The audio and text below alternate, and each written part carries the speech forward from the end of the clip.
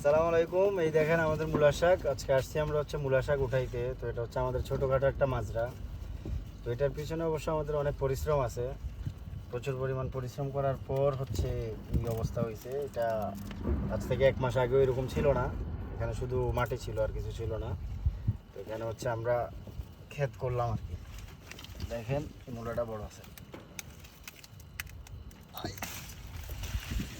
হচ্ছে মূলা ক্ষেতের এটাই বড় সর্বোচ্চ বড় মূলা।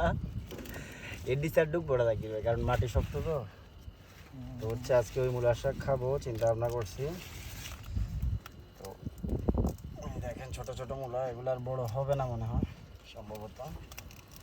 যাই হোক, শাক খেতে পারলেই হলো, শাকের জন্যই করা। আরও গাছ আছে হচ্ছে কুমড়া, চাল কুমড়া, আর এটা হচ্ছে সাম্মাম, সাম্মাম, ওমানের বাঙ্গি, বাংলাদেশের বাঙ্গি। মানে সাম্মাম বলে যেটা বাংলাদেশে যেটা আমরা হুড বলি বা বাঙ্গি বলি, ওই গাছ হচ্ছে এটা। ওইদিকে আরো গাছ আছে, কুমড়া গাছ, পুঁই শাক গাছ। এটা হচ্ছে আমাদের টমেটো গাছ, এই যে হচ্ছে পুঁই শাক গাছ, মরিচ গাছ, কুমলি শাক, মরিচ গাছ, ওইখানে আছে পালান শাক। আর এই রাসেল ভাই মূলা শাক উঠাইতেছে।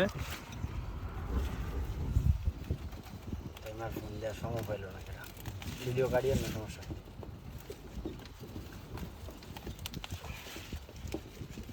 শাক তো সুন্দর আছে। এখানে এখন কি বোনা আছে, জায়গা এখন ফাঁকা হয়ে যাবো না।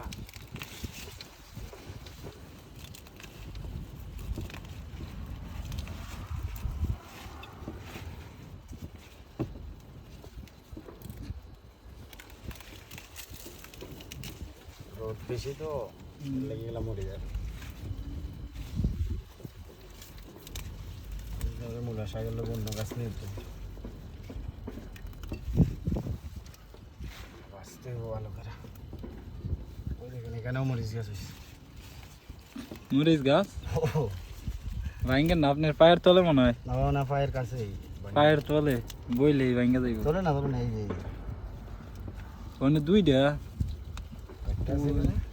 ও হ্যাঁ, একটাই তো। ওই একটা আপনার পায়ের সাইডে একটা, তিনটা। মরিচ গাছ এত জায়গা উঠছে, এগুলো বড় হয় না মরিচ গাছ। বড় হইব। শাকগুলা দেখান কতগুলো শাক হয়েছে জড়িত।